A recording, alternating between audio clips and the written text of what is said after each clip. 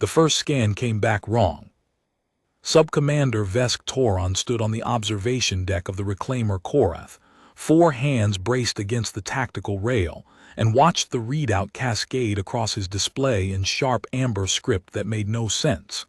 He read it twice, then a third time. The numbers did not change. "Run it again," he said. Senior Analyst Dren, crouched over the primary sensor array 2 tiers below, flicked her crest spines in confusion. "Sub-Commander, I have run the sweep 3 times. The results are consistent." "They cannot be consistent. They are impossible." Dren said nothing to that.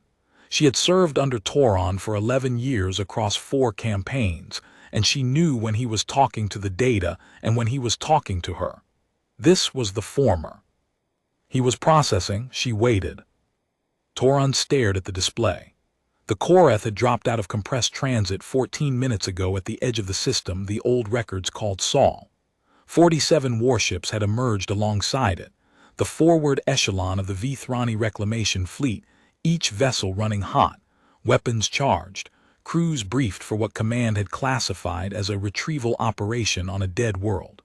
They had drilled for this deployment for 3 years. The War College had built an entire tactical doctrine around it.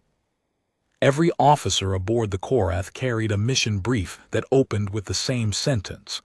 Sol 3, designation, Earth, was abandoned by its indigenous population approximately 42,000 standard years ago following ecological collapse. The planet is expected to be uninhabited, irradiated, and suitable for immediate recolonization. 45,000 years. That was how long the Vithrani had waited. 45,000 years since their ancestors had first surveyed this system, cataloged its single sentient species as a pre-industrial anomaly, and marked the planet for future harvesting once the locals expired. Every projection model had agreed. The species would burn through its resources in fewer than 2,000 years. A blink. The Vithrani had other campaigns to prosecute, other systems to absorb. Sol 3 could wait. It had waited, and now the Vithrani were here to collect. Except the scan was wrong. "Dren," Toron said, keeping his voice level. "Read the atmospheric composition aloud." Dren's crest spines pressed flat against her skull.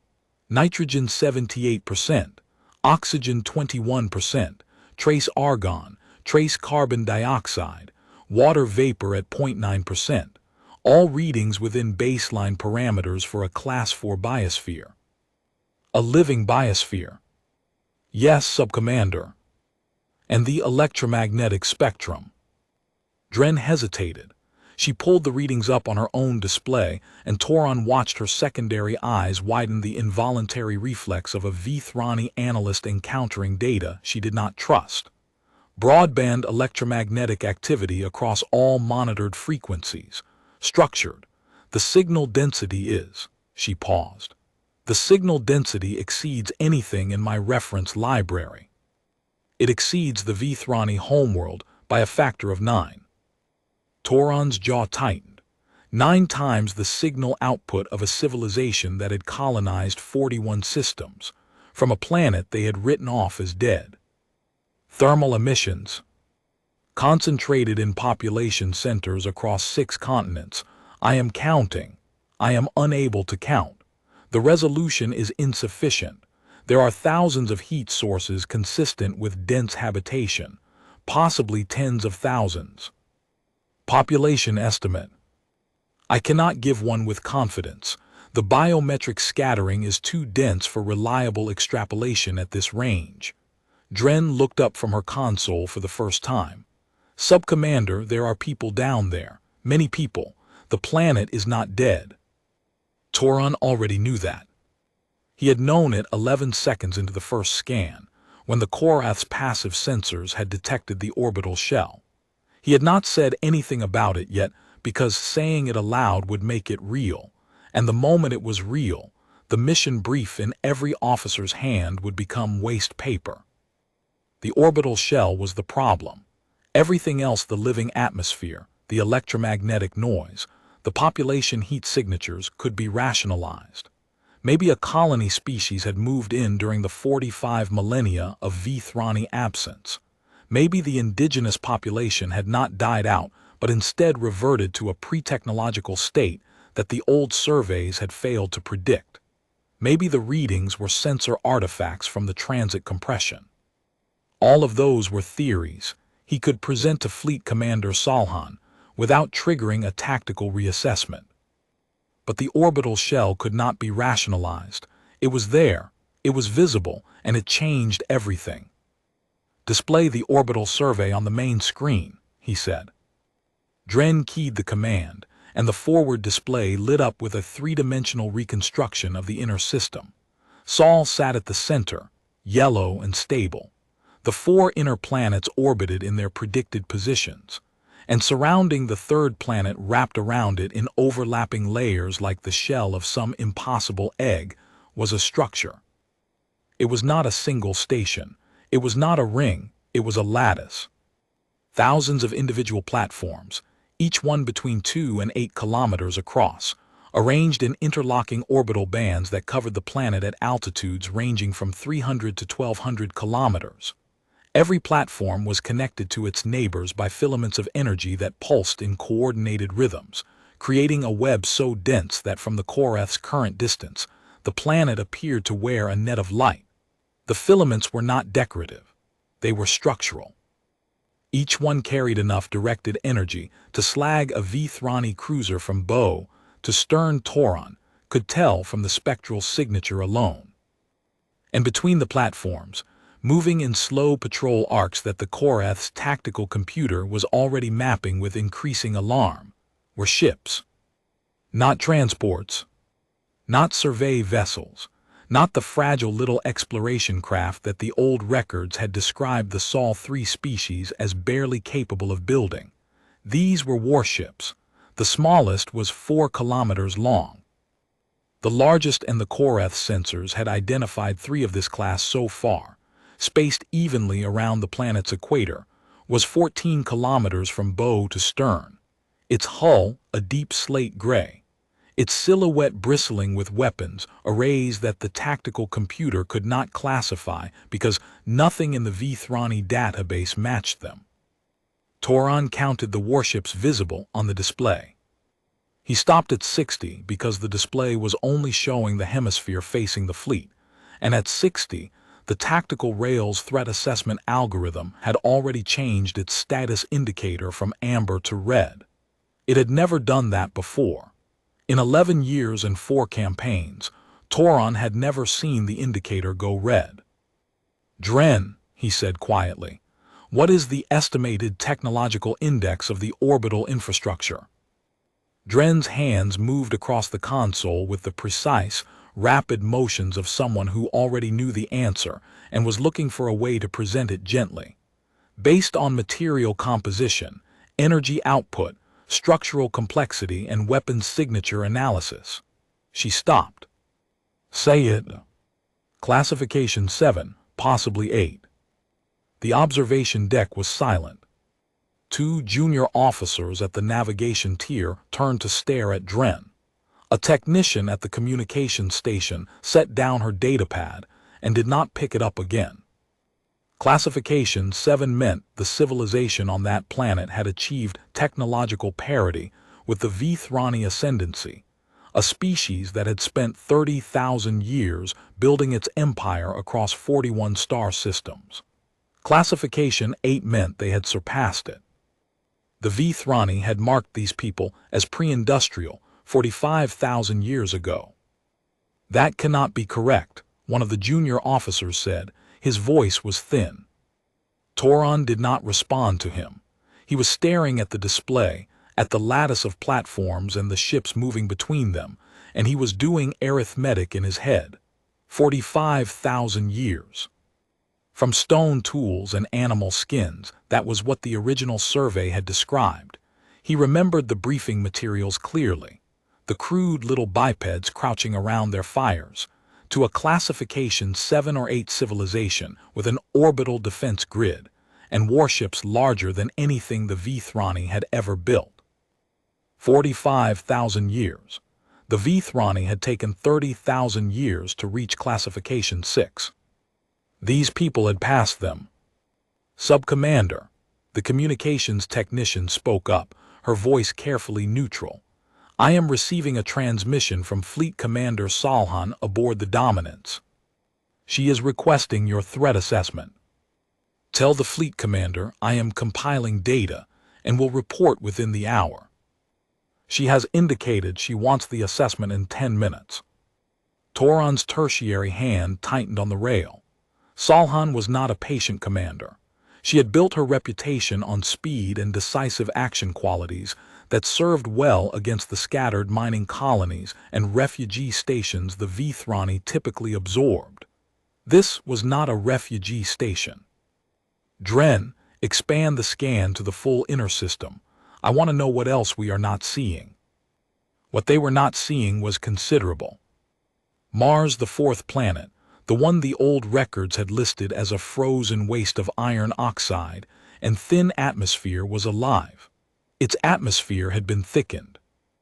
Its surface was green in the northern hemisphere, brown and cultivated in the southern. Dren detected ocean water where there should have been none, river systems that ran for thousands of kilometers, and clusters of habitation that registered as cities. The planet had been terraformed. Not partially, not experimentally, completely. Someone had taken a dead rock and turned it into a garden, and the work looked old enough to have been completed millennia ago. Between Mars and Earth, in a stable orbital position that should have been empty, hung a station. A single station. But calling it a station was like calling a mountain a rock. It was 200 kilometers across a disk of alloy and crystal that caught the sunlight and threw it back in prismatic arcs that were visible even from the Koreth's position at the system's edge. Dren's scans could not penetrate its outer hull. The material was unknown to the Vithrani database. What they could detect was the energy output. Steady, enormous, and tightly contained, as if the entire structure was a single machine running at a fraction of its capacity. The asteroid belt was gone. Not depleted, gone.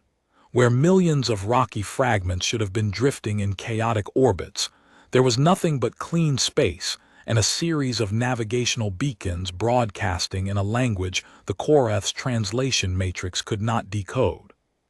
Jupiter's moons had been altered.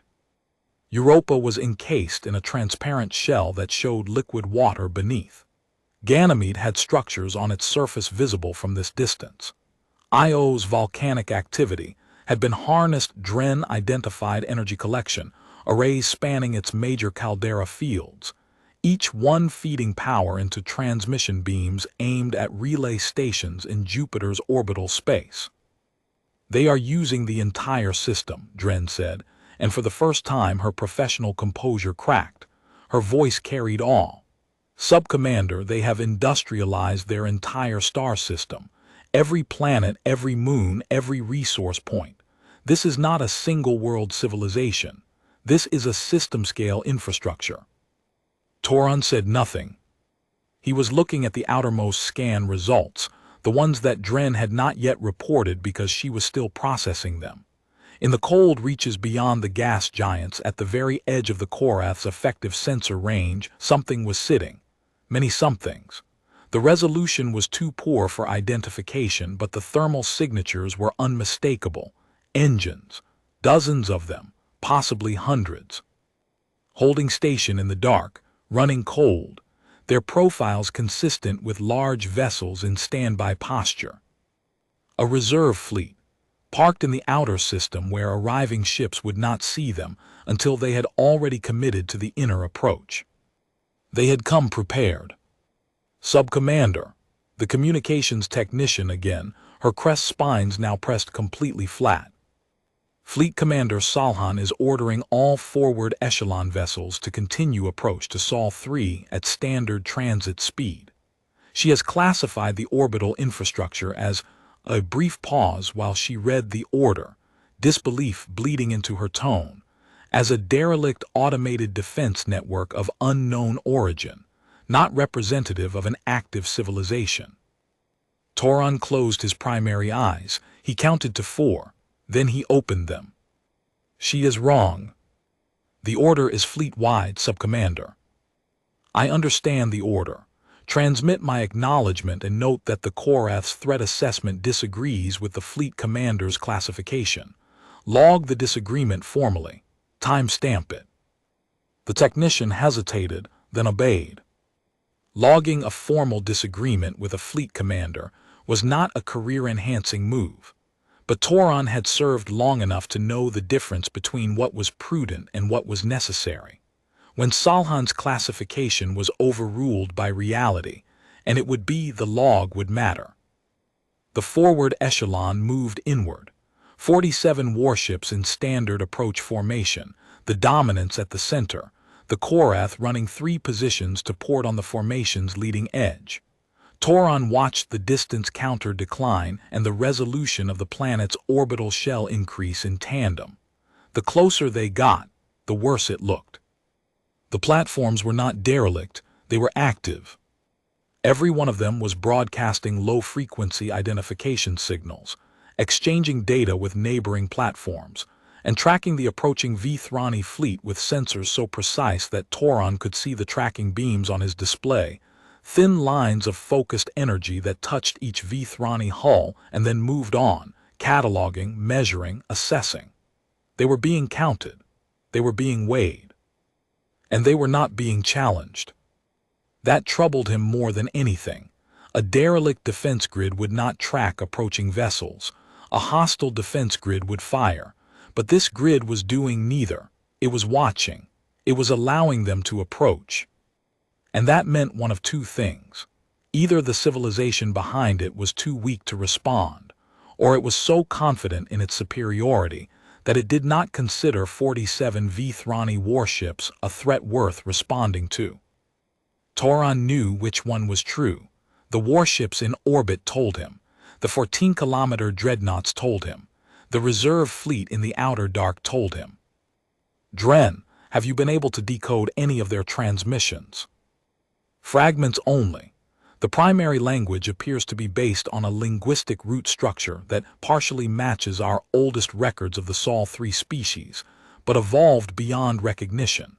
I have isolated one recurring phrase that appears in navigational and administrative communications across the orbital shell. Dren's secondary eyes met his. The phrase translates approximately as, "Returning vessels identify at marker 6. All others proceed to holding pattern and await contact." Returning vessels, Toron repeated. Yes, they have a protocol for ships that return to this system, an established, routine protocol. This is not a civilization preparing for contact. This is a civilization that has been receiving visitors for a long time. The implications settled into Toron's chest like cold water. The Sol 3 species, the primitive bipeds, the pre-industrial anomaly, had not merely survived. They had not merely built an orbital shell and a fleet and a system-scale infrastructure. They had done all of that, and then they had gone outward into the galaxy, and they had come back, regularly, with established protocols and navigational markers and administrative language for managing the traffic. They had been out there, among the stars, for how long? Toron did not want to know the answer, but the data gave it to him anyway. Dren's linguistic analysis of the decoded transmission fragments, cross-referenced against the material dating of the orbital platforms, suggested that the oldest components of the defense grid were approximately 18,000 years old. 18,000 years of continuous operation and expansion. The species had achieved spaceflight at least that long ago, likely much longer. The Vithrani had first surveyed this system 45,000 years ago and classified the inhabitants as pre-industrial. Somewhere in the intervening millennia, those inhabitants had gone from banging rocks together to building warships that dwarfed the combined output of the Vithrani ascendancy. And the Vithrani had come here to reclaim their planet. At 30 million kilometers from Earth, the first direct communication arrived. It came on a frequency the Korath systems recognized, but had never received a signal on a Vithrani diplomatic channel, old, classified. its encryption protocols dating back 12,000 years. Someone on that planet knew the Vithrani communication architecture well enough to use their own diplomatic frequencies against them. The message was in Vithranic, not the modern dialect. The archaic formal register, the one used in the oldest treaties, the one that most Vithrani officers could not read without a translation aid. Toron could read it, his training had been thorough. The message said, Vithrani fleet, you are identified. 47 combat-capable vessels, Korath-class reconnaissance, Dominance-class command. Your approach vector, formation doctrine, and emission signatures are consistent with Vithrani Reclamation Protocol 9, last used against the Kelari system 11 standard years ago. You are entering sovereign space. You will be permitted to approach to geostationary orbit, where designated landing coordinates will be provided for a delegation of no more than 12 individuals. Weapons systems will remain powered down during approach. This is not a request. Toron read it twice. Then he pulled up the records on the Kelari campaign, the one the message had referenced. The Kelari had been a minor species occupying 3 planets in a system the Vithrani had wanted for its mineral wealth. The campaign had lasted 6 days. The Kelari had surrendered after the Vithrani destroyed their orbital stations and blockaded their homeworld. Standard procedure. Efficient.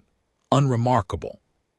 Whoever had written this message knew not only the Vithrani language and diplomatic protocols, but their military history, their tactical doctrine, and the specific campaign this fleet's officers had most recently conducted. They had studied the Vithrani. Not recently, the archaic language suggested deep familiarity, possibly spanning millennia. They had been watching. And they had been waiting. Sub-Commander, Dren's voice was barely above a whisper. I have completed a full spectral analysis of the 3 largest warships in orbit. Their hull composition includes an alloy we have no record of, but the underlying metallurgical structure contains trace isotopic signatures consistent with Vithrani or processing methods. Toron turned slowly. Explain. The raw materials used in at least a portion of their warship construction appear to have been originally processed by Vithrani mining operations. The isotopic ratios match our strip mining protocols exactly. Dren's crest spines trembled. Sub-Commander, they found our old mining sites.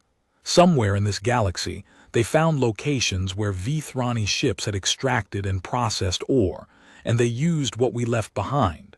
They took our scraps and built those. She pointed at the display, at the 14-kilometer dreadnoughts hanging in Earth's orbit like patient sentinels, their hulls glinting in the sunlight, their weapons arrays dark and still. Built from Vithrani scraps. The thought was obscene. It was like discovering that the animal you had once kept as a curiosity had grown up, learned to use your tools, and built a fortress from your garbage. The fleet continued its approach. Fleet Commander Salhan had not responded to Toron's formal disagreement. She had not responded to the direct communication from the planet, either. Toron could see her strategy forming in the orders she issued. Maintain approach speed, maintain formation, hold weapons at ready status, prepare boarding parties. Salhan was going to treat this as she treated every operation, with the assumption that the Vithrani were the superior force, and that any civilization that stood in their way was an obstacle to be managed. At 10 million kilometers, the second message arrived. Same frequency, same archaic Vithranic, shorter. Your weapon systems are not powered down. You have been asked once. You will not be asked again. Toron felt something cold move through his body. He had commanded Vithrani warships long enough to recognize the cadence of a species that was not bluffing. The message carried no threat, no ultimatum, no demand for surrender. It carried something worse. It carried patience. The calm of an entity that had already calculated every possible outcome and was simply informing you of the one that would occur. He opened a private channel to the Dominance. Fleet Commander, This is Sub-Commander Toron aboard the Korath, respectfully requesting permission to power down weapons systems in compliance with the Sol 3 directive. Salhan's voice came back sharp and clipped. Denied. The Vithrani ascendancy does not disarm at the request of an unclassified indigenous population. Continue approach. Prepare landing forces. Fleet Commander, my analysis indicates this population is Class 7 at minimum. They possess system-scale infrastructure, a warship fleet that outnumbers and outmasses our forward echelon by a factor of. Denied Toron, that is final. The channel closed. Toron stood at the tactical rail and looked at the planet growing larger in the viewport. Its orbital shell was clearly visible now, not just on sensors, but with his own eyes. A web of light surrounding the blue world like a crown. The warships moving within it were visible too, dark shapes gliding between the platforms with an unhurried grace that spoke of absolute territorial confidence. He looked at Dren. She looked back at him. Her crest spines were flat, her secondary eyes narrowed. She was afraid they all were. Record the following, Toron said. Personal log, Sub-Commander Vesk Toron, Reclaimer Korath. The forward echelon is approaching Sol 3 with weapons active against the explicit instruction of the planet's governing authority. Fleet Commander Salhan has rejected all recommendations to comply. I am placing the following assessment on record. The civilization occupying Sol 3 is not the pre-industrial species described in our 45,000-year-old survey data. It is a fully matured, system-scale military power that has achieved technological parity with or superiority to the Vithrani ascendancy. The reclamation protocol is based on assumptions that are catastrophically incorrect. I recommend immediate withdrawal. He paused. End log. At 5 million kilometers, the shell opened. It did not fire. It did not broadcast warnings. It simply reconfigured. The platforms shifted in their orbits, the energy filaments between them brightening and then dimming in coordinated waves, and a corridor appeared, a clear lane through the defense grid, wide enough for the entire Vithrani fleet to pass through in formation. The corridor led directly to geostationary orbit above the largest continent. It was an invitation. Come in. We have made room for you. The implications of that gesture were not lost on Toron. A hostile force would have closed the shell, concentrated fire, and destroyed the fleet in the kill zone between the outer platforms. A fearful force would have challenged them, demanded they turn back, threatened consequences. This force had simply opened a door. It was the gesture of a homeowner watching strangers walk up the path, not reaching for a weapon, not calling for help, just opening the door and waiting to see what the strangers would do. Because the homeowner knew that whatever the strangers did, it would not matter. Salhan took the invitation. The fleet entered the corridor. Up close, the platforms were terrifying. Each one was a fortress in its own right, kilometers of layered armor. Weapons batteries recessed into the hull in configurations that allowed overlapping fields of fire. Sensor arrays that tracked each Vithrani ship with visible precision. Toron could see maintenance craft moving along the platform surfaces, small, automated, purpose-built. The platforms were not relics. They were maintained. They were current. They were ready. And between the platforms, matching the fleet's speed with contemptuous ease, 4 of the Earth warships had fallen into escort positions. Not flanking, shadowing. Each one was larger than the dominants. Their weapons were dark, their running lights the only illumination, steady amber and white, pulsing with the same rhythm as the orbital shell's energy filaments. They were part of the system. The ships, the platforms, the shell, it was all one integrated defense architecture, and the fleet was inside it. Toron's display, updated with a new data feed. Dren had been running deep scans of the planet's surface during the approach, and the results were now complete. She transferred them to his screen without comment. He read them in silence. The surface population was estimated at 11 billion. The planet supported a biosphere more diverse, and stable than anything in the Vithrani database, engineered, maintained, and monitored by systems that operated autonomously across every continent. The cities were not sprawling industrial zones like Vithrani population centers. They were integrated into the landscape towers rising from forests, transit networks threading through mountain ranges, coastal structures that merged with the shoreline as if the architecture had grown from the geography rather than being imposed on it.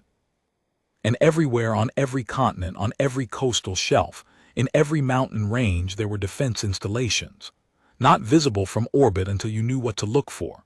They were buried, camouflaged, woven into the landscape like roots. Dren's deep penetration scans had found them, weapons platforms beneath forest canopies, energy collectors disguised as geological formations, subterranean hangars large enough to house warships. The planet's surface was as fortified as its orbit. More so, the orbital shell was the visible deterrent. The surface was the killing ground. They had not just prepared for the possibility of attack. They had prepared for the certainty of it. Every element of their civilization, the cities, the forests, the mountains, the oceans, was dual purpose. Beautiful and lethal, a garden that could kill you. The fleet reached geostationary orbit. The corridor closed behind them. The platforms resumed their standard orbits, the energy filaments re-establishing their grid pattern, and the Vithrani forward echelon found itself inside the orbital shell, surrounded on all sides by platforms and warships, with no exit corridor visible. They had walked into the open door, and the door had closed. Fleet Commander Salhan's voice came over the general channel, sharp and steady, betraying none of the unease that Toron knew she must be feeling. All vessels hold position. Landing force commanders, prepare your shuttles. We will proceed with the delegation as instructed. Toron stared at the display. The 4 escort warships had taken up positions around the fleet, one at each cardinal point, their hulls filling the viewports of every Vithrani vessel. At this range, the detail was stunning. The hull plating was not uniform, it was layered, textured, almost organic in its complexity, each panel slightly different from its neighbors as if individually crafted. Running lights traced the ship's spine in slow cascading patterns. And on the forward section of the nearest vessel, where a Vithrani ship would carry its designation number, there was something else. A symbol, simple, a circle with a single vertical line rising from its center. Below it, script in a language Toron could not read. But beneath that, in smaller characters that the Korath's optical array could just resolve, a translation, in Vithranic. Still here. 2 words, carved into the hull of a warship 14 kilometers long, in the language of the species that had once dismissed them as primitives. A message left for exactly this moment, for exactly this fleet, for exactly this arrival. They had known the Vithrani would come, not guessed, known. The old survey records, the classification as a pre-industrial anomaly, the marker for future harvesting, somehow, at some point in the intervening 45,000 years, humanity had found those records. They had learned what the Vithrani had planned. And instead of hiding, instead of running, instead of pretending the threat did not exist, they had looked at the timetable of their own scheduled extinction, and they had decided to be ready.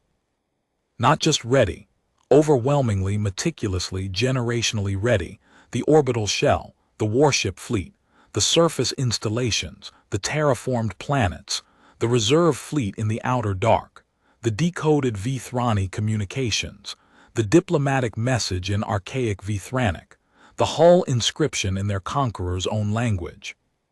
Every element of it was a message, and the message was the same 2 words on the warship's hull, still here. We knew you were coming. We knew when. We knew how many. We knew your doctrine and your protocols and your language and your history. We found your mining sites and we used what you left behind to build what you see around you. We did not panic. We did not despair. We did not waste a single generation on grief or rage. We simply prepared. For 45,000 years we prepared. And now you are here, and you are inside our home, and you are surrounded by everything we built in the time you gave us. Still here. Toron felt something shift in his chest. Not fear, exactly. Something older and heavier. The feeling of standing at the edge of a truth so large that it changed the shape of everything behind it. Every assumption the Vithrani had made about this species, every projection model, every survey report and classification, every comfortable certainty that the universe arranged itself neatly with the Vithrani at the top and everything else below. All of it wrong. 45,000 years of being wrong. Fleet Commander Salhan's shuttle launched from the Dominance 20 minutes later, carrying a delegation of 12. Toron was not among them. He had not been invited, and he was glad.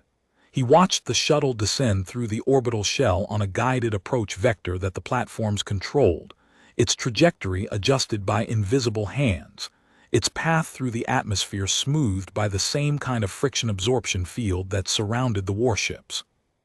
The shuttle landed on a platform extending from the edge of a coastal city on the planet's largest continent. The city was visible from orbit towers of white and green and shifting light, transit ribbons threading between them, the architecture flowing along the coastline as if it had been poured rather than built. Beyond the city, the land rose into mountains that wore forests like fur, their peaks wrapped in engineered cloud systems that regulated rainfall across the region. Dren monitored the delegation's communications from the observation deck. Toron listened. The first thing the delegation reported was the light. The sunlight on the platform was different from what they had expected, warmer, somehow richer, as if the atmosphere had been tuned to optimize not just the planet's ecology but the quality of light that reached the surface. The second thing they reported was the silence. No engine noise, no industrial hum, no audible machinery of any kind. The city was alive with movement, transit pods gliding between towers, people walking along elevated pathways, craft moving in the sky, but it produced no noise that the Vithrani delegation could detect. The civilization had solved the problem of noise. The third thing they reported was the people. "They are here," Salhan's voice said over the channel, and for the first time the sharpness was gone. Standing at the far end of the platform, 12 of them, they are, tall, bipedal, 2 arms, 2 legs, 5-fingered hands. Their skin tones vary. They are wearing, I would describe it as formal attire, not military, not ceremonial, functional. They are waiting. A pause. Then Salhan again, quieter. They do not appear armed. They did not need to be. They were standing on a planet that was a weapon, inside a system that was a fortress, surrounded by a fleet that could destroy the Vithrani forward echelon in minutes. They could afford to meet their visitors unarmed, wearing functional attire, standing in sunlight on a clean platform at the edge of a beautiful city. That was the message, too. The meeting lasted 3 hours. Toron listened to all of it, recording every word on a private channel that he would later encrypt and bury in the Koreth's deepest archive. The humans, that was what they called themselves. The word strange and blunt in Vithranic translation spoke through a single representative. An older individual, male by their species biology, with gray hair and steady hands, and a voice that carried the weight of someone who had been preparing for this conversation for a very long time. He did not threaten. He did not boast. He did not display weapons or recite military capabilities or describe what would happen if the Vithrani refused to comply. He simply told them what had happened. He told them about the discovery. Approximately 22,000 years ago, human deep space exploration vessels had found a Vithrani survey probe in a neighboring star system. The probe's databanks were intact. They contained the original survey of Sol 3, the classification of humanity as pre-industrial, and the recommendation for future harvesting. They contained projected timelines. They contained the phrase, the human representative recited it in flawless archaic Vithranic, and Toron felt his blood cool. suitable for recolonization upon indigenous extinction. They had found the document that sentenced them to death, and they had used it as a blueprint. Not for war, not for revenge, for preparation. Every generation since the discovery had contributed to the project. The orbital shell, the fleet, the surface fortifications, the terraforming of Mars and the industrialization of the outer system, the linguistic and cultural study of the Vithrani ascendancy, conducted through intercepted communications and recovered artifacts over 18,000 years of patient observation. The diplomatic protocols, learned and preserved in anticipation of exactly this meeting. 45,000 years ago, the Vithrani had marked humanity for extinction. 22,000 years ago, humanity had found the mark. And for 22,000 years, generation after generation, century after century, they had built everything the Vithrani now saw around them not out of hatred, not out of fear, but out of the simple, quiet, immovable determination to still be here when the harvesters arrived. The human representative finished speaking. He folded his hands and waited. Fleet Commander Salhan was silent for a long time. Then she asked the question Toron had been dreading. "What are your terms?" The human's answer was simple. The Vithrani fleet would power down all weapon systems. It would withdraw from the Sol system on a vector that would be provided. Upon reaching the system's edge, it would enter compressed transit and return to Vithrani space. A diplomatic channel would remain open. If the Vithrani wished to return as visitors, as diplomats, as equals, they were welcome. If they returned as harvesters, the 22,000 years of preparation would fulfill its purpose, and the Vithrani would learn what every element of that preparation had been designed to do. No threats, no ultimatums, no anger, just the calm statement of how things were, delivered by a species that had spent 22 millennia making sure it could back up every word. Salhan accepted. The withdrawal order went out 40 minutes later. Toron watched the fleet come about, 47 warships turning on their axes with the mechanical precision of vessels that had been trained for exactly this maneuver, except that this time the maneuver was a retreat, and every officer on every bridge knew it. The orbital shell opened a new corridor, wider than the first, its platforms pulling back to create a lane that led directly to the system's edge. The 4 escort warships maintained their positions, shadowing the fleet to the boundary of the defense grid. As the Koreth passed through the outer layer of platforms, Dren called up one final scan. She directed it at the reserve fleet in the outer system, the one Toron had detected earlier, the engines running cold in the dark beyond the gas giants. The scan resolved 214 vessels, each one between 8 and 12 kilometers long, all of them running dark, running cold, running silent. They had been there the entire time and they had not moved. Not once. Through the entire approach, the entire confrontation, the entire withdrawal, they had not activated a single system, because they had not needed to. The forward echelon and the orbital shell and the 4 escort warships had been enough. The reserve fleet was for something else, something larger, something the Vithrani had not even begun to contemplate. Toron stared at the count on his display. 214. The forward echelon was 47. "They showed us the hand they did not need," he said quietly. Dren nodded. Her crest spines were still flat, but her eyes were different now. Not afraid, thoughtful, the expression of an analyst who had been given a problem larger than any she had encountered and was already beginning to understand its shape. The Koreth entered compressed transit. The system fell away behind them, the blue planet, the orbital shell, the warships, the terraformed worlds, the industrialized moons, the silent reserve fleet in the dark. All of it. Gone in a blink of folded space, replaced by the featureless gray of the transit corridor. But Toron knew it was not gone. It was still there. It would always be there. 45,000 years of assumption, swept away in a single afternoon.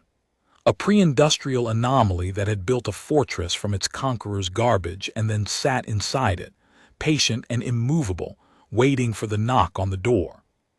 He thought about the 2 words on the warship's hull, "Still here." He would carry those words back to Vithrani High Command, along with his recordings and Dren's data and the full tactical assessment that Salhan would never voluntarily submit. He would tell them the truth, and the truth was simple. The primitives had been watching. The primitives had been learning. The primitives had taken every scrap the Vithrani left behind and turned it into something the Ascendancy could not match. And the primitives were still there, patient, ready, waiting to see what the Vithrani would do next. Toron sat down at his station, placed his 4 hands flat on the console, and began to write his report. He started with the scan. 11 seconds. That was how long it had taken for every certainty he had carried into this system to collapse. 11 seconds of data from a planet that should have been dead.